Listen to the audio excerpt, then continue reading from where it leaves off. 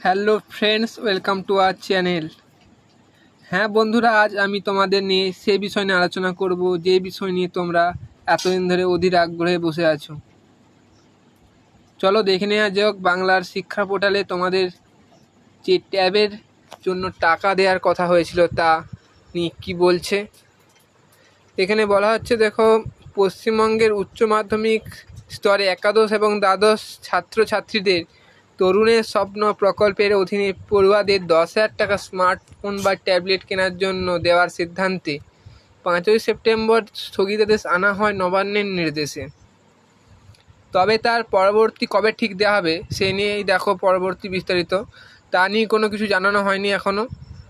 অনেক পড়ুয়ারা বা অভিভাবকদের মনে প্রশ্ন রয়েছে যে কবে টাকা দেওয়া হতে পারে। চলো দেখে নেওয়া যাক কবে টাকা দেওয়ার কথা বলা হচ্ছে এখানে। এই নিয়ে শিক্ষামন্ত্রী ব্রাত্য বসু বিকাশ ভবন থেকে সাংবাদিক সম্মেলনে একবার জানিয়েছিলেন যে ছাত্রছাত্রীরা সময়ে ঠিক ট্যাবলেট বা স্মার্টফোন কেনার টাকা পাবে। শিক্ষক মহাশয়দের পুরস্কারের টাকা সমস্ত কিছুই খুব শীঘ্রই দেওয়া হবে।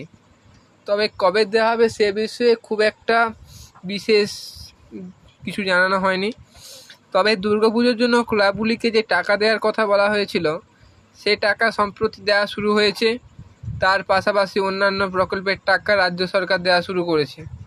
সে সূত্রেই বিভিন্ন সামাজিক মাধ্যমে একটা শোনা যাচ্ছে যে 26শে সেপ্টেম্বর, এই যে দেখছো 26শে সেপ্টেম্বর, যেহেতু সামনে ঈশ্বরচন্দ্র বিদ্যাসাগর মহাশয়ের জন্মজয়ন্তী রয়েছে, সেই হিসেবে শিক্ষা দপ্তর থেকে কোনো পদক্ষেপ নেওয়া হতে পারে এই তরুণের স্বপ্নের প্রকল্পের জন্য।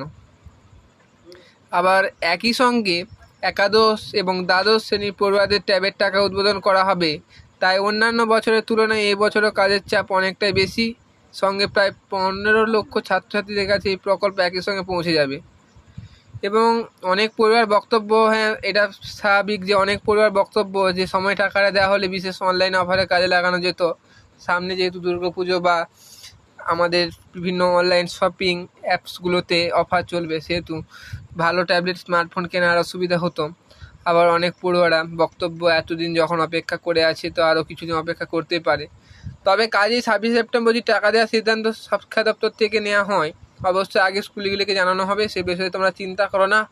এই নিয়ে এক বিশেষভাবে যে একটা আমরা যে চিন্তা ভাবনা করে তোমাদেরকে বলছি, সেটা মনে হয় এই দুর্গাপুজোর আগেই তোমরা তোমাদের ফোনের ট্যাবের টাকা পেয়ে যাবে। তবে তোমরা খুব একটা ধৈর্য না হারিয়ে যে তোমরা এতদিন ধরে বসে আছো, তার জন্য আমরা খুবই গর্বিত। এবং যদি এই ভিডিওটি ভালো লাগে, লাইক, শেয়ার অ্যান্ড সাবস্ক্রাইব করে দিও। এবং নতুন নতুন ভিডিও পেতে এই চ্যানেলটিকে সাবস্ক্রাইব করো।